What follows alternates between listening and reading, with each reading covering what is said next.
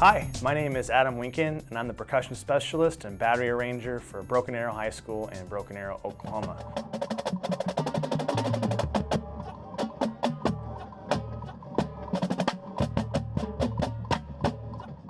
I wanted to take some time and share our unique approach to how we treat the battery percussion in our programs in the fall. And we wanted to also talk about two common elements or two common themes or times in your show that you might see in any type of marching band show throughout the country, and how we've treated those two elements in our programs.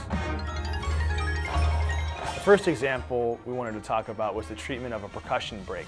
And in our first production of the 2015 show, Wild Blue Orchid, it was set to Festive Overture by Dmitri Shostakovich.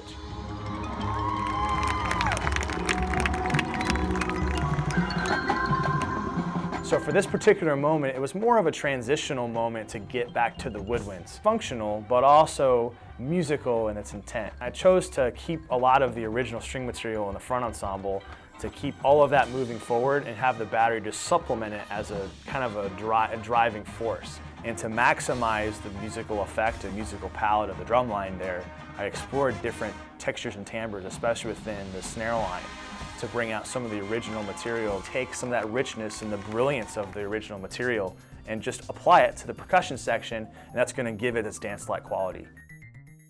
For this moment, we went with Mike McIntosh Field Series. What I like about this stick and what our kids like about it is that you get a full sound at all dynamic levels, and the rounded bead facilitates that as well. Whether you're playing at the edge or the center, for a moment like this with all of the textures and zone changes, we get a full sound with a lot of quick response, but a full sound, dark sound at all dynamic levels.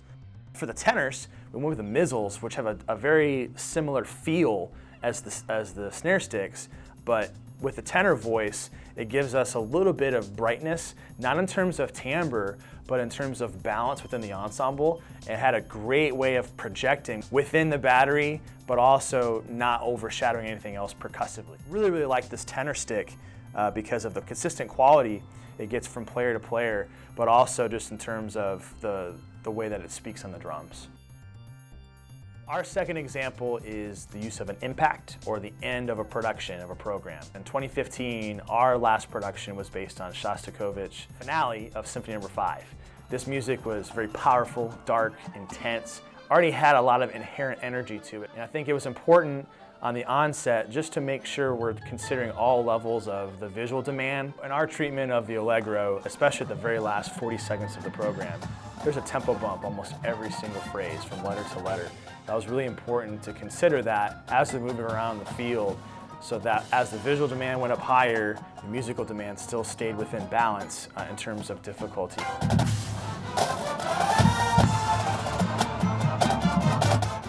Just because it's the ending and it's loud doesn't necessarily mean it has to be full of notes, doesn't necessarily mean it has to be just loud all the time. You want to bring energy, you want it to be impactful, but you also need to make sure that you're still micro-phrasing within that so we have the pacing move forward.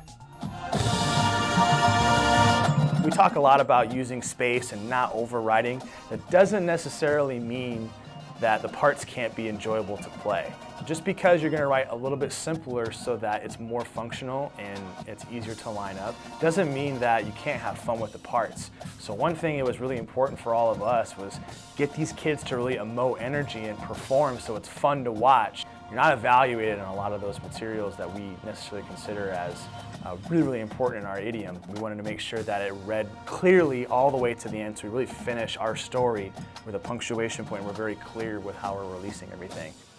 I would just encourage you to consider all of the ensemble, the entire ensemble. Consider how you're evaluated, where you're performing, and think about the percussive voice as a supplement to the entire ensemble, and how can you highlight that in positive ways without acting as an opposition to whatever else is happening musically or visually. And hopefully in our discussions today, in our video today, you're able to take something from what we've presented and apply it in your own ensemble. Best of luck to you guys.